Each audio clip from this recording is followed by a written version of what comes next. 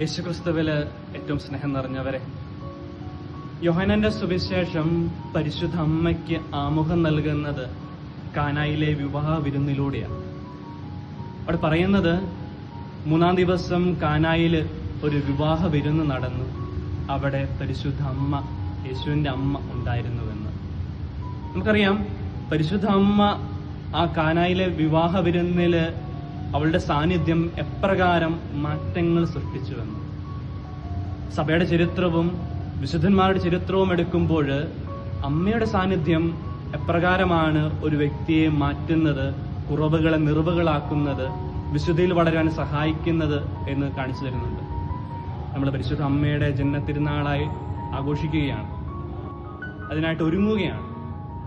അത് പ്രത്യേകമായിട്ട് നമ്മെ ഓർമ്മപ്പെടുത്തുന്ന ഒരു കാര്യമുണ്ട്. തീർച്ചയായിട്ടും പരിശുദ്ധ അമ്മയുടെ ഭൗമികമായ ജീവിതത്തിന്റെ ആരംഭം കുറിച്ച ദിവസം നമ്മൾ ആഘോഷിക്കുമ്പോൾ അവളുടെ 2ാമത്തെ ജന്മം, ഒരുപക്ഷെ അത് പറയാൻ സാധിക്കുമെന്നറിയത്തില്ല, 2ാമത്തെ ജന്മം അല്ലെങ്കിൽ വീണ്ടും ജന്മം നടക്കുന്നത് കാൽവരി കുന്നിലാണ്.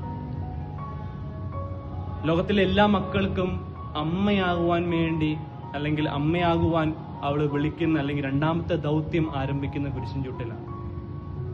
തീർച്ചയായിട്ടും നമ്മുടെ ജീവിതത്തിൽ ഈ അമ്മയോട് രക്തബന്ധത്തിലായിരിക്കുമ്പോഴാണ് തീർച്ചയായിട്ടും ഈശോയെ കൂടുതലായിട്ട് സ്നേഹിക്കുവാനും വിശുദ്ധിയിൽ വളരുവാൻ വേണ്ടി സാധിക്കുന്നത്. അതൊരു കാര്യം പറഞ്ഞു തരുന്നുണ്ട്.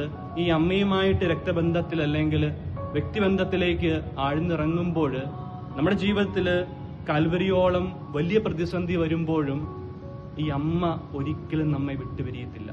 സ്വന്തം മകനെ വിട്ടുപിരിയാതെ കുരിശിന്റെ ചുവട്ടിൽ നിന്ന ആ അമ്മ നമ്മുടെ ജീവിതത്തിലും ഒരിക്കലും വിട്ടുപിരിയാതെ നമ്മോടൊപ്പം ഉണ്ടായിരിക്കും.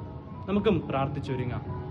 ഈ ജന്മത്തിരുന്നാളായിട്ട് ഒരുങ്ങുമ്പോൾ പ്രാർത്ഥിച്ച് അമ്മയുമായിട്ട് ഒരു അഭേദ്യമായ ബന്ധത്തിലായിരിക്കുവാൻ വേണ്ടി നമുക്ക് പരിശ്രമിക്കാം. ദൈവം നിങ്ങളെല്ലാവരെയും സമൃദ്ധമായിട്ട് അനുഗ്രഹിക്കട്ടെ.